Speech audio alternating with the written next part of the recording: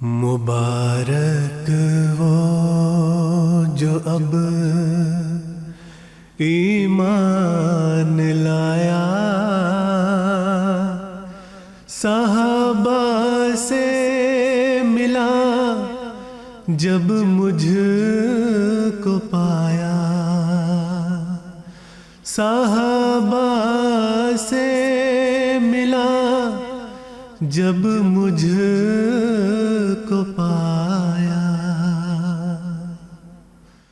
6 جنوری سن 1900 کو حضرت مولانا عبد الکریم صاحب سیالکوٹی رضی اللہ عنہ نے ایک مضمون لکھا جس میں حضرت اقدس علیہ السلام کی صحبت سے استفادہ کی اہمیت بیان کرتے ہوئے حضرت مفتی محمد صادق صاحب رضی اللہ عنہ کو بطور مثال پیش کیا۔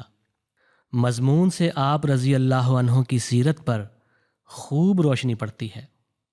آپ لکھتے ہیں، ایک مفتی صادق صاحب کو دیکھتا ہوں کہ کوئی چھٹی مل جائے یہاں موجود۔ مفتی صاحب تو عقاب کی طرح اس طاق میں رہتے ہیں کہ کب زمانے کے زور آور ہاتھوں سے کوئی فرصت غصب کریں اور محبوب اور مولا کی زیارت کا شرف حاصل کریں۔